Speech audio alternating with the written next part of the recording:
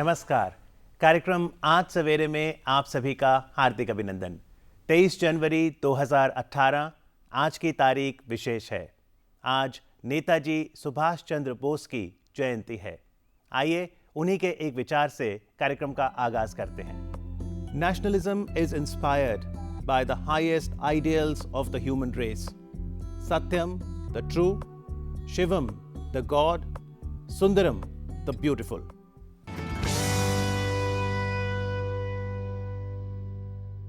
कार्यक्रम आज सवेरे में आज हम फोकस कर रहे हैं नेताजी सुभाष चंद्र बोस के जीवन और कार्यों पर, और इस विषय पर ज़्यादा जानकारी के साथ आज के हमारे मेहमान हैं श्री सुगाता बोस। आप नेताजी बोस के ग्रैंड नेफ्यू हैं, प्रसिद्ध लेखक और इतिहासकार हैं, और आपसे बातचीत कर रहे हैं मेरे सहयोगी Biplab Ganguly. Thank you, Amit. No suffering or sacrifice is ever futile. It is through sacrifice and suffering alone that a cause can flourish and prosper. 121 years after his birth and nearly 72 years after his absence from the national scene, he continues to remain India's quintessential national hero. Netaji Subhash Chandra Bose, India's first soldier in her last war of independence. An untiring crusader against imperialism, communalism, intolerance. A believer in self-sufficiency and liberation. And most importantly, an incorrigible lover of his motherland. All throughout this day, tributes, adulation, respect, love will flow in from across the country. Aaj Savere today is therefore dedicated to him.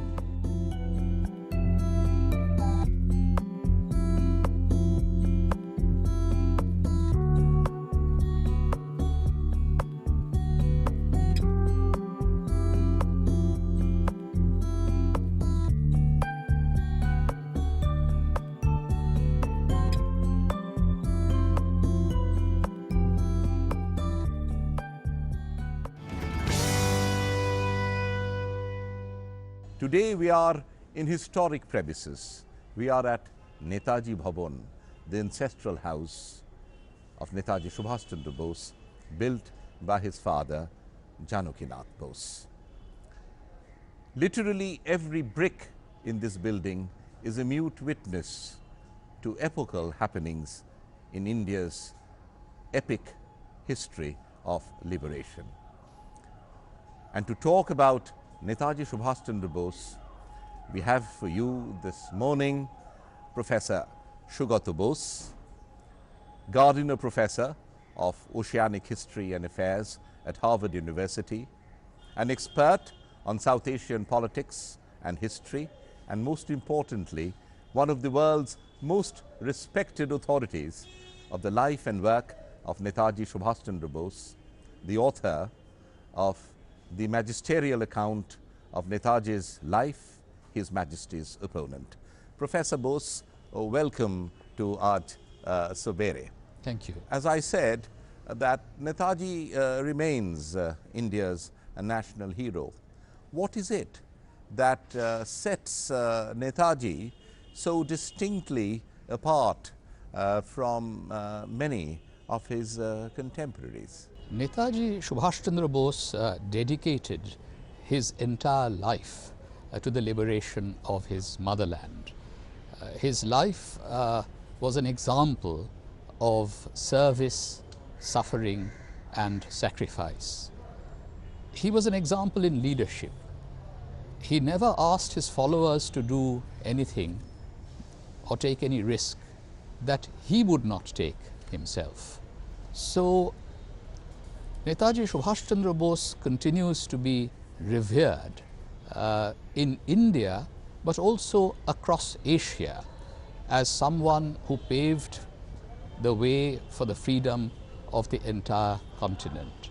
Today, I think he's all the more relevant because he was the one leader of the Indian freedom struggle who successfully united all religious communities Hindus, Muslims, Sikhs, Christians in his great Indian National Army.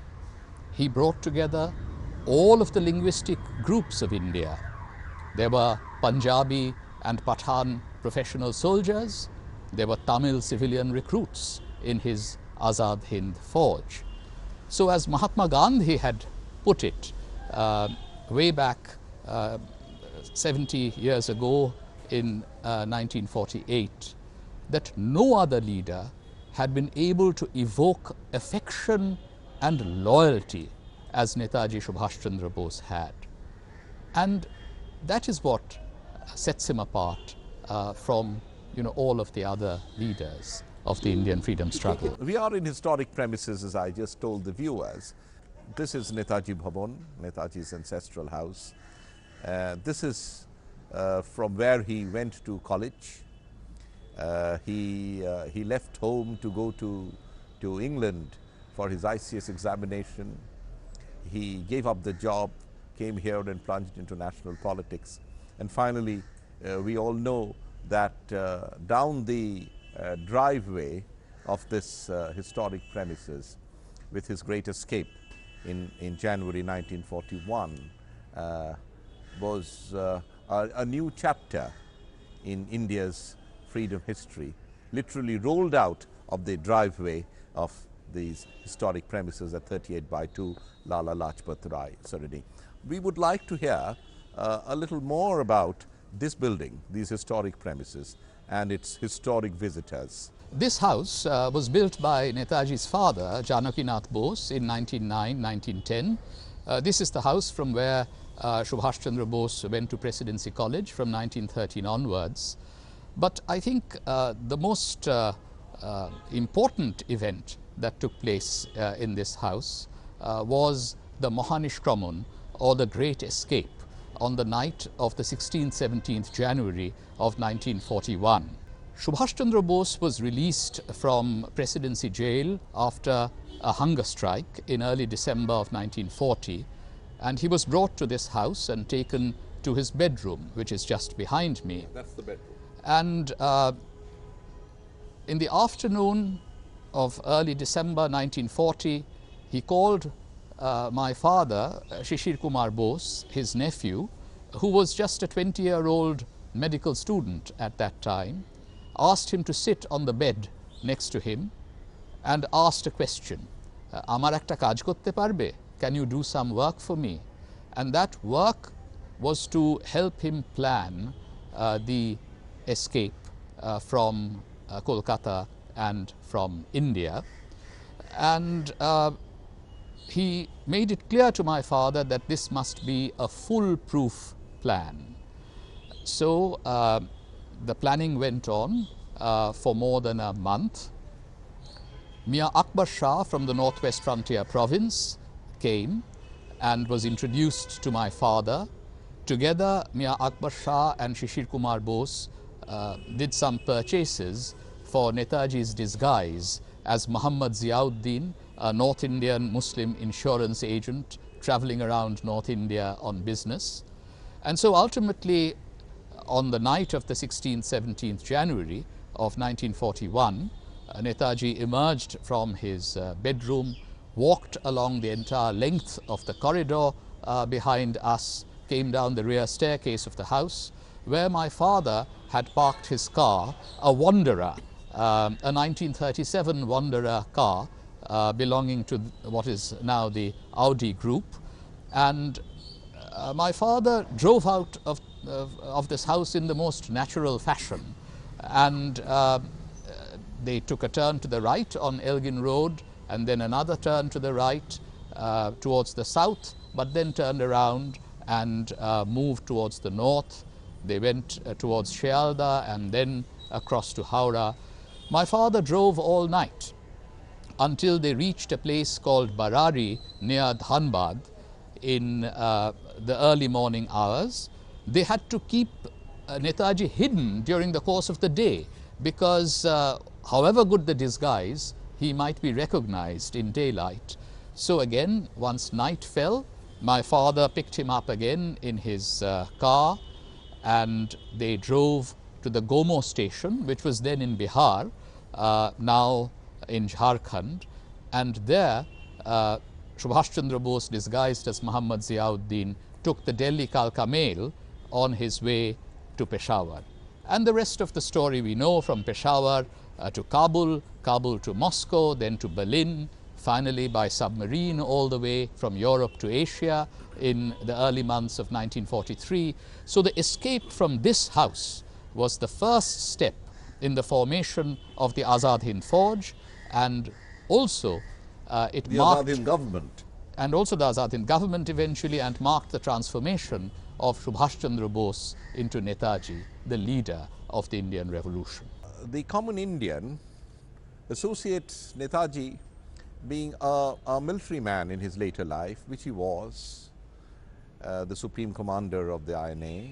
He was also the head of state of the Azad Hind Forge, but he was like a military leader. But do you feel that this is too much of a one-dimensional or a linear assessment of Netaji's nature, or Netaji's life, or his personality? Because wasn't he a multi-dimensional man with a philosophical bent of mind, interested in the country's history, literature, music and arts? Yes. So your thoughts on that? Undoubtedly, Netaji was the only soldier statesman among the leaders of the Indian independence movement. But he was not just a warrior hero. He had a philosophical bent of mind. After all, he had been a student of philosophy in presidency in Scottish Church College in Cambridge University. And whenever he was incarcerated, when he spent long years in Mandalay jail, for example, in Burma, he was constantly reading. We can see that he had a deep interest in literature, in history, in music, in philosophy, and also he was one man, one leader who believed that India will be free, and therefore we must plan for the social and economic reconstruction of India once political freedom had been won. And that is why in 1933 he wrote a long speech that was delivered in absentia in London on India's anti-imperialist struggle.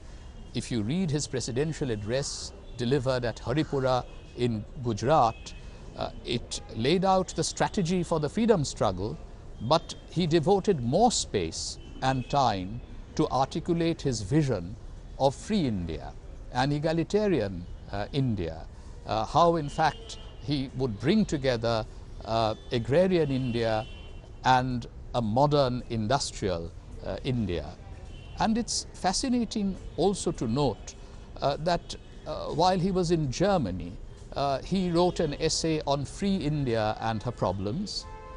After the freedom struggle that was waged in the battlefields of Imphal and Kohima in 1944, he had one last opportunity to articulate his views about the future of India at a speech that he gave in Tokyo University in November 1944.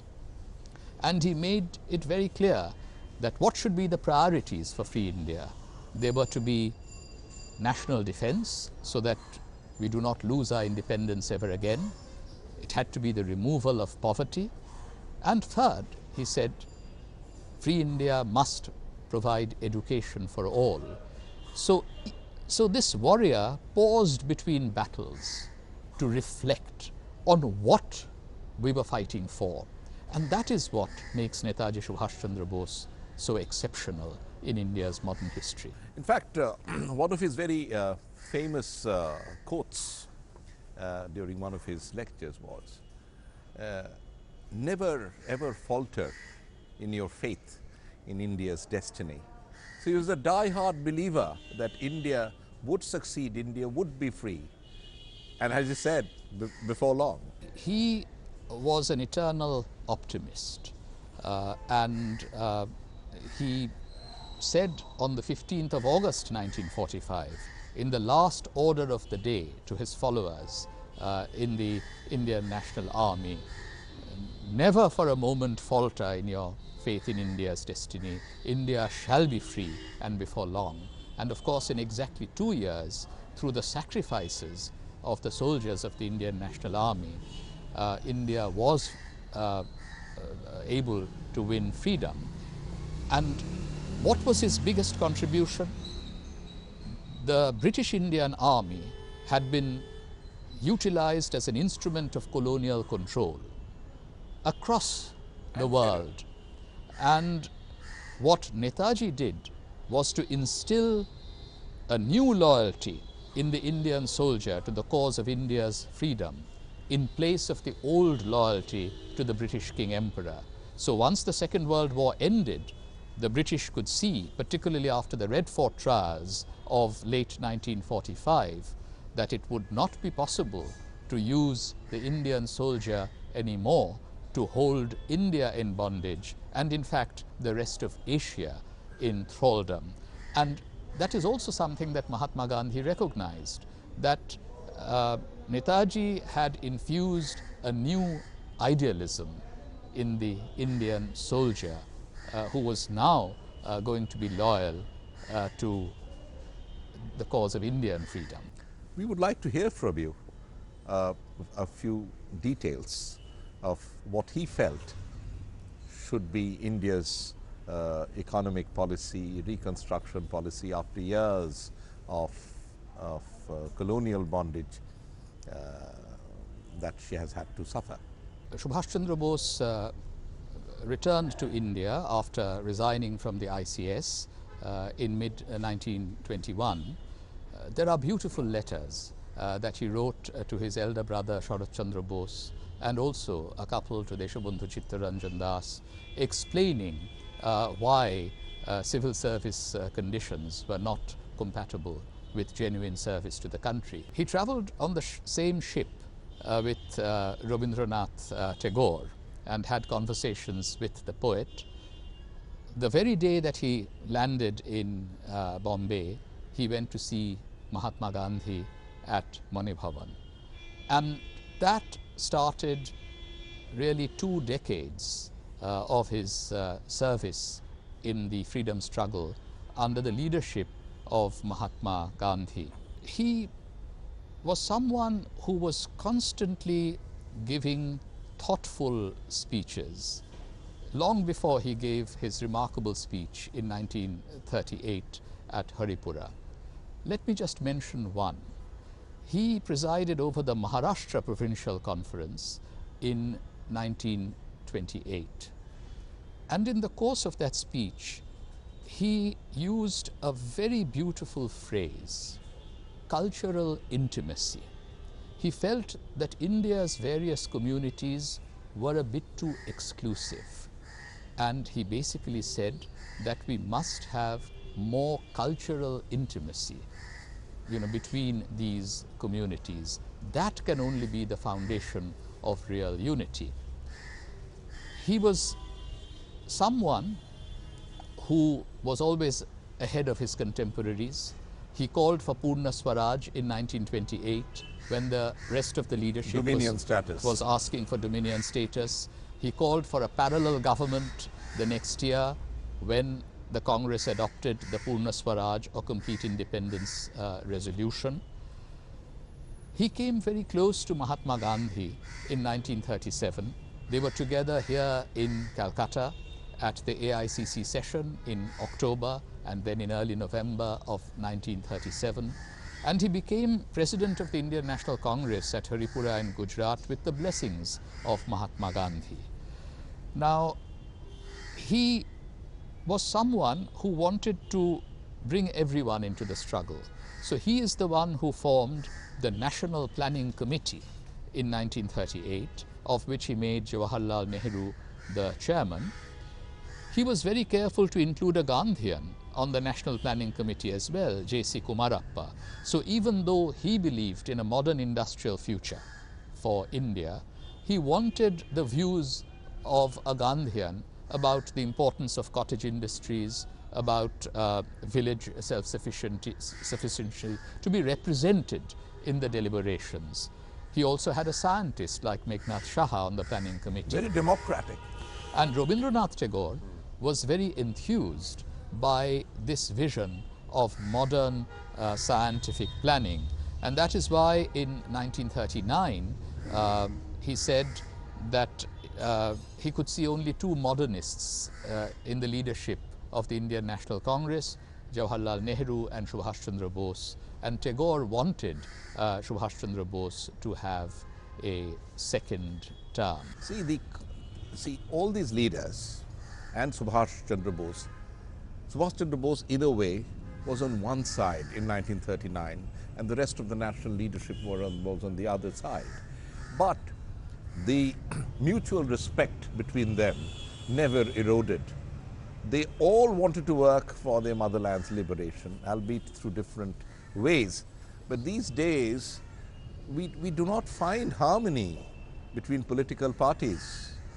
It's so difficult to make all of them work towards a common goal for the emancipation, for the upliftment of the country. Why is this? Netaji Subhash Chandra Bose was incredibly generous.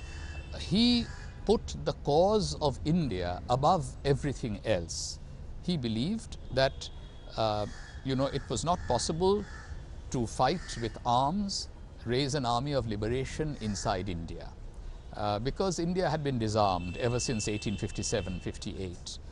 But that did not mean that he wanted simply to raise an army of liberation abroad.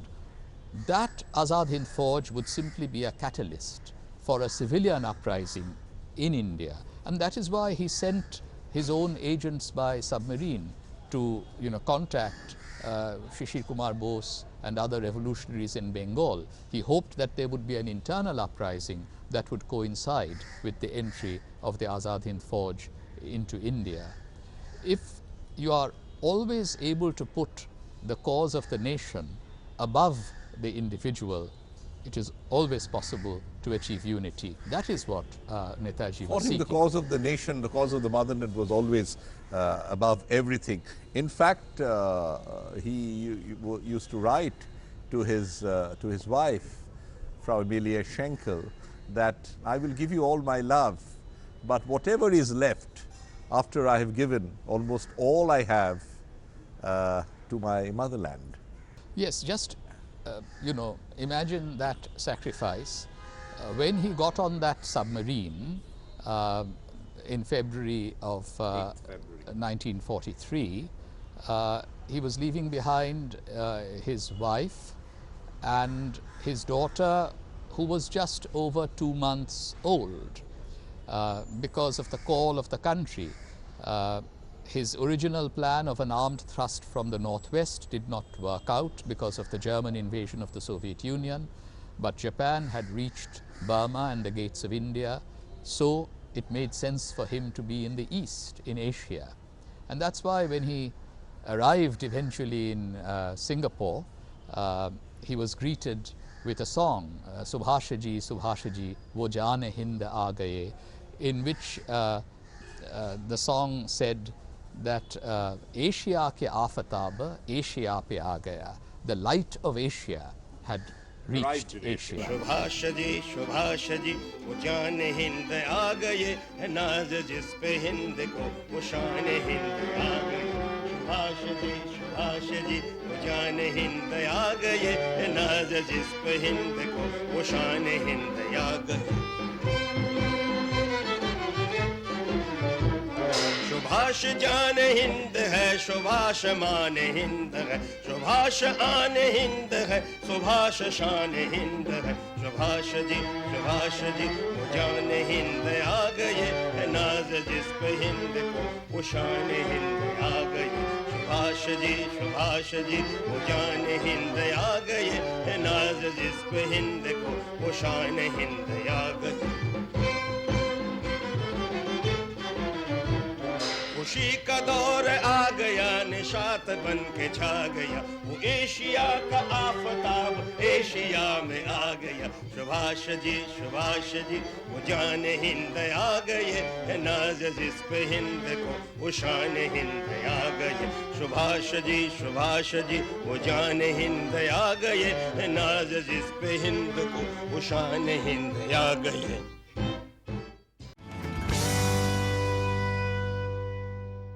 Tagore, Rabindranath Tagore, had a great influence on his life, and you said that he traveled together by boat when he came here.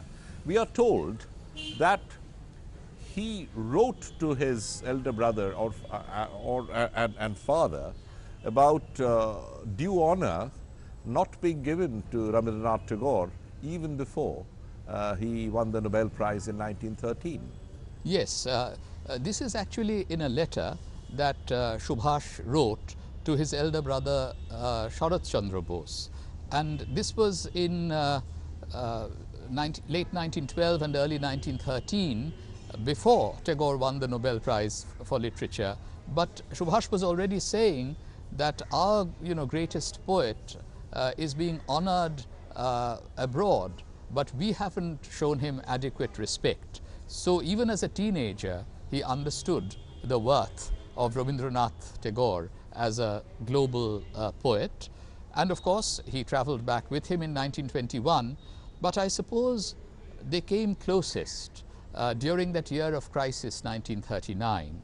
Rabindranath Tagore decided to stand by Subhash Chandra Bose in 1939, and already before that, he had composed his famous Deshanayak address, addressing Subhash Chandra Bose as Deshanayak, leader of the country.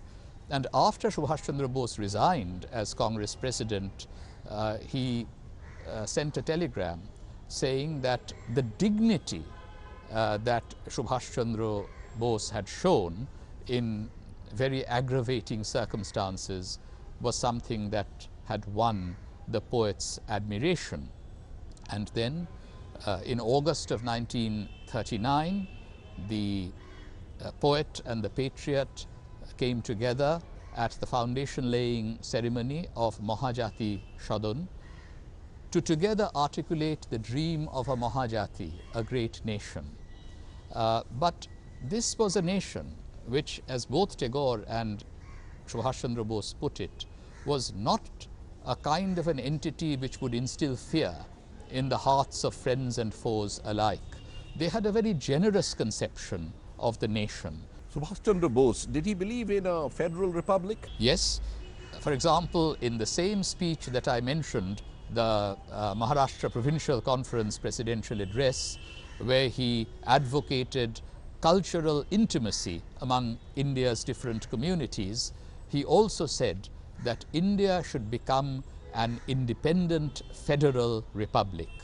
And in this, I think he was inspired by his political guru, Deshabandhu Chittaranjan Das. He did believe later on that one may need a relatively strong center initially in order to carry through radical social and economic reforms after independence. But he said, even in his essay Free India and Her Problems in 1942, that once the new independent state had stabilized, more power should be given to the states or the provinces or the regions. So yes, very much so. His vision for a future India was that of an independent federal republic. And since he, as you said, initially there was a strong center, but then when things settle down, when the dust settles down, so in that way he also believed in democracy. He was a Yes, Democrat as well. Yeah, he was deeply felt that he was a Democrat, and just remember all of the statements that he made when he was the Supreme Commander of the Indian National Army and the head of state of the Provisional Government of Free India. He basically said that our only goal is to win independence for India. And once independence is won, the people of India will decide what kind of government they want and who should be leading or running that government. And he had in fact said to Mahatma Gandhi that at their last meeting, that I would like to come back to you and ask you, what should be the way forward once India was free. The INA had a great impact in India's history, and I have always felt that the INA's role needed to go down into history books in a much more glorious fashion.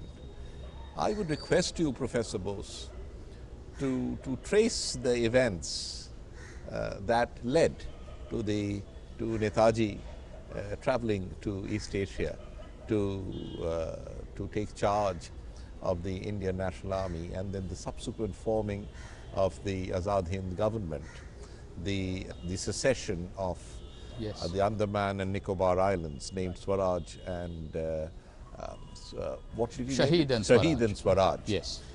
To the Azad Hind government.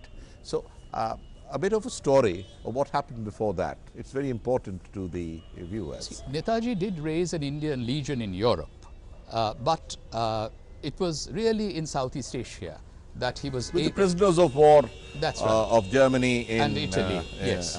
In North Africa, their war in North Africa. Yes.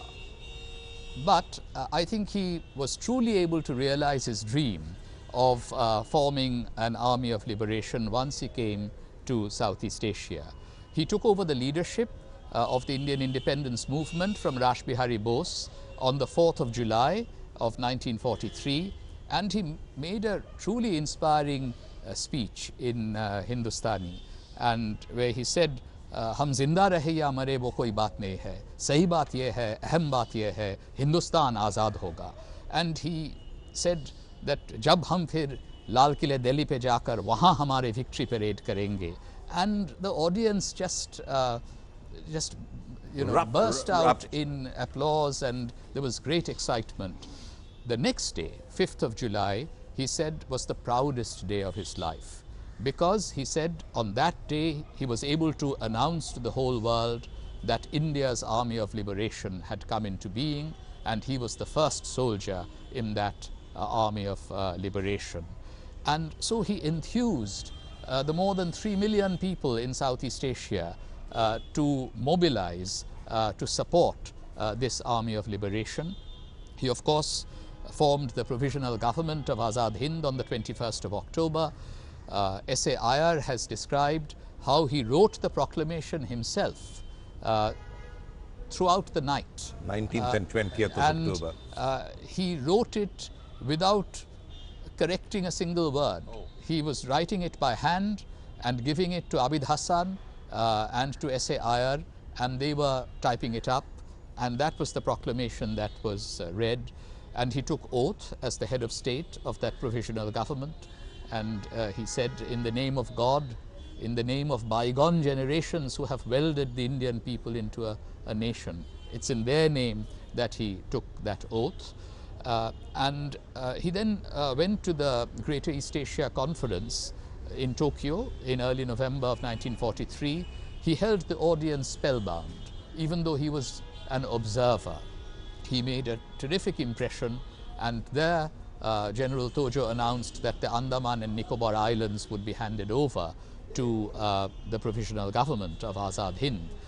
And already before the end of the year, on 29th, 30th, 31st of December 1943, Netaji arrived in the Andaman Islands, and he renamed the islands Shaheed and Swaraj.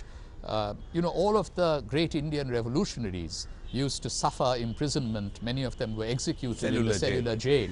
And so this was of great symbolic importance. He likened it to the freeing of the Bastille in the French Revolution. And then, of course, in early 1944, in January 1944, the Azad Hind government's headquarters were moved forward to Rangoon. The INA saw action in Arakan, and then they moved forward. They crossed the Indo-Burma frontier on the 18th of March of 1944, and a great battle for freedom, a sacrificial battle, was fought around Imphal and Kohima.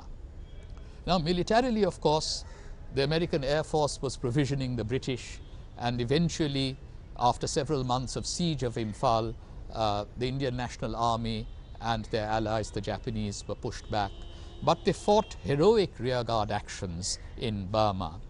And perhaps the most poignant, the most moving aspect of Netaji in 1941 was his trek back from the Rani of Burma to Thailand. He had formed a women's regiment. He would not ride in a car. He would not go in a lorry.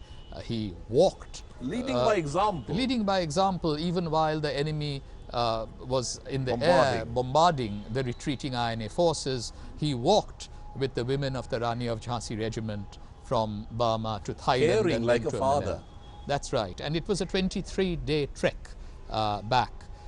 And he made sure, of course, that in Singapore there was a memorial to the martyrs of the Indian National Army that was built.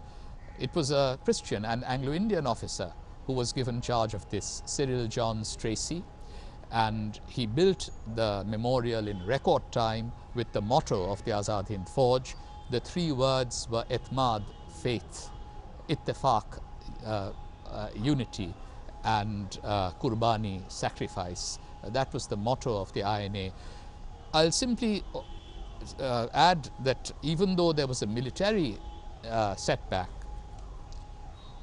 the Indian National Army led by Netaji won a great political victory, because once Shahnawaz, Saigal and Dhillon were put on trial at the Red Fort in November of 1945, the whole country rose in support of Netaji's soldiers. So these Red Fort 3 were given the same sentence as Bahadur Shah Zafar in 1858, deportation for life. But the British were not able to implement this sentence. Within 3 days, on the 3rd of January of 1946, they had to be released. And the slogan in those days were Lal Kile se aaye awaaz, Saigal Dhillon Shahnawaz, and that, you know, spread across the whole country. So, in a way, Chalo Delhi, physically Netaji couldn't really go to Delhi with his forces, but the forces were taken to Delhi, and the Britishers made this cardinal mistake of trying out a Muslim, a Sikh and a Hindu together.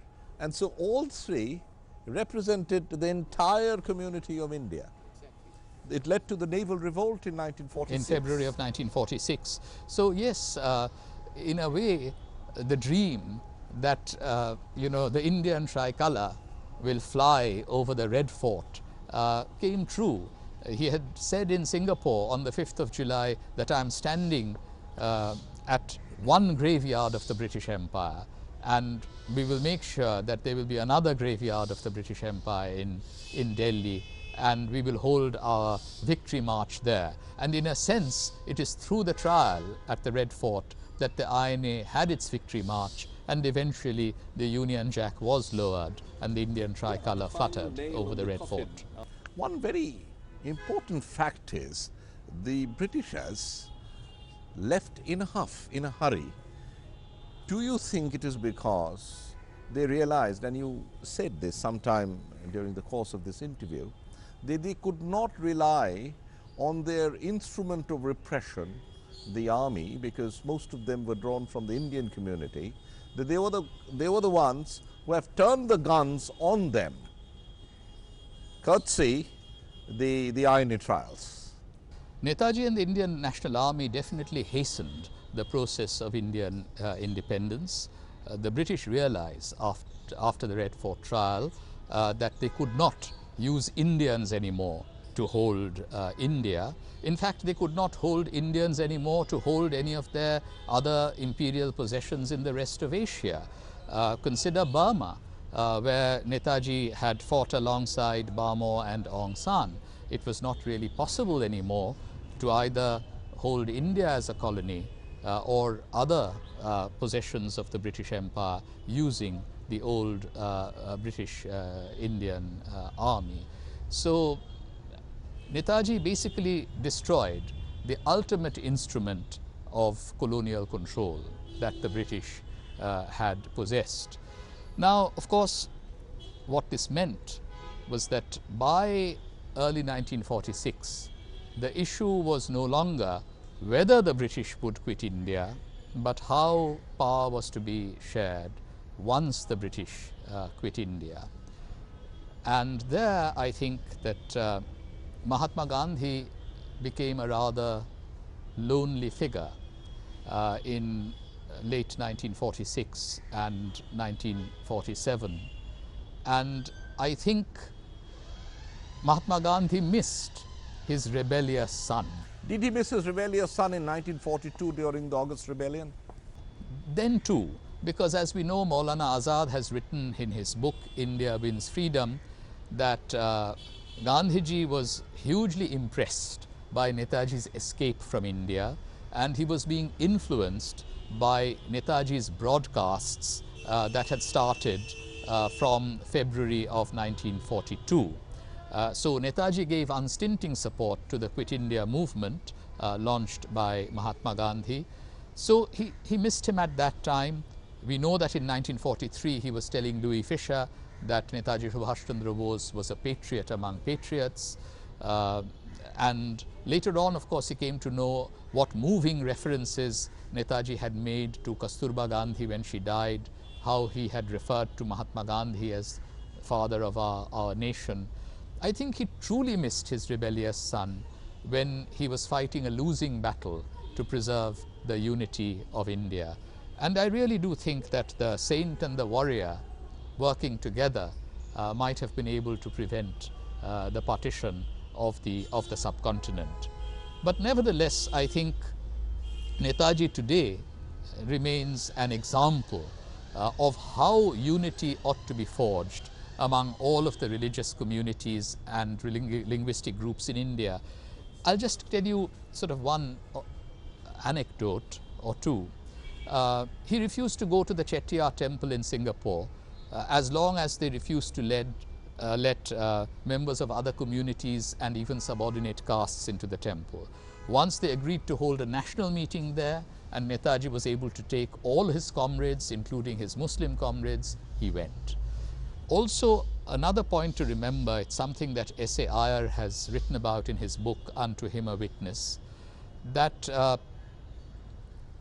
Netaji Subhash Chandra Bose never spoke his God. You know, we all know that he was deeply spiritual.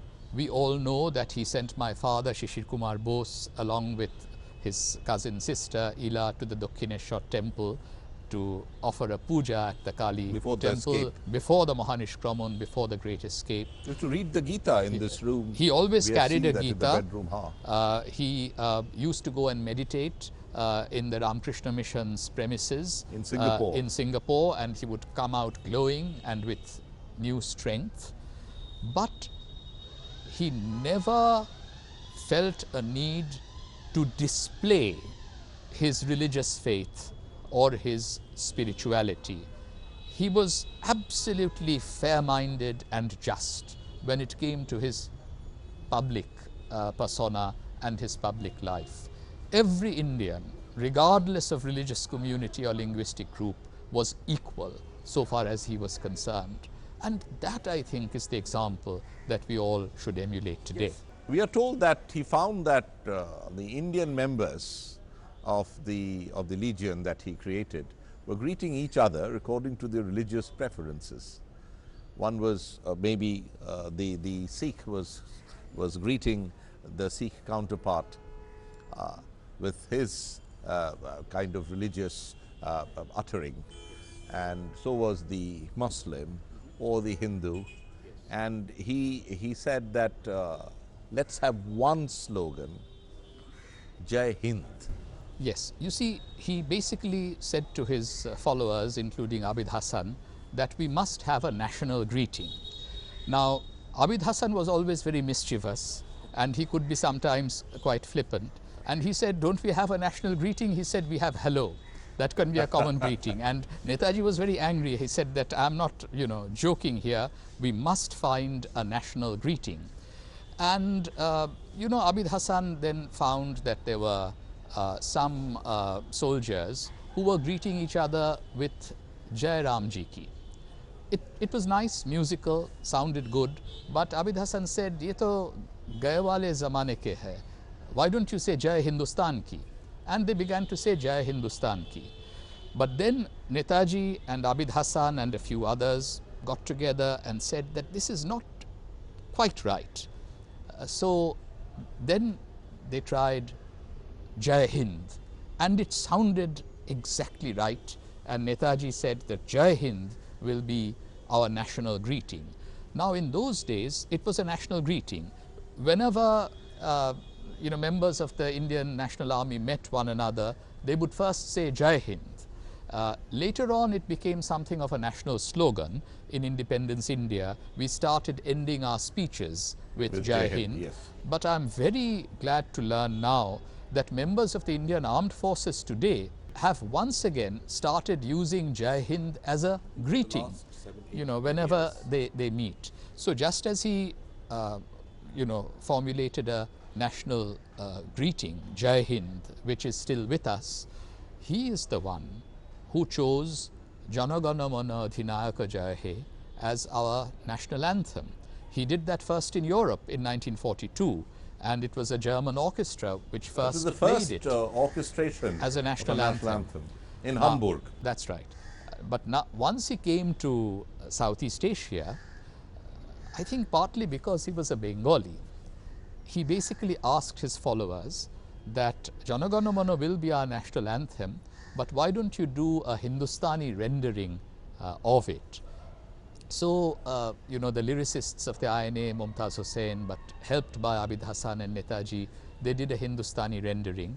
And for the Azad Hind government, a Hindustani rendering of Jana Gana Mana, Subha Sukha Chayanaki, was sung as the national anthem. But clearly, in post-independence India, we have many of Netaji's legacies. Jai Hind as a national greeting, Jana Gana Mana Adhinayaka Jai He as our national anthem, and he was also very keen that he was going to use the tricolour. And it's interesting that while he used Tipu Sultan's springing tiger on the shoulder plates of INA soldiers who wore the uniform. And the Free India Center flag in Germany also had the But in Southeast tiger. Asia, when the Indian National Army was marching towards Delhi, he decided it would still be the tricolour that Gandhi had adopted, the tricolour with the charkha in the middle. So the Azad Hind Fauj marched towards Delhi singing songs like Kadam Kadam Badhaya Ja or Hum Delhi Delhi Jayenge, Hum Apni Hind Banayenge, with that Indian tricolour aloft with the charkha in the middle, once again to make common cause with Mahatma Gandhi's movement. And of course, after independence, we introduced the blue charkha in the middle of our tricolour. So in many ways, Netaji's legacies have remained alive in free India. Professor Bose, thank you very much for being with us this morning. It's been a great pleasure.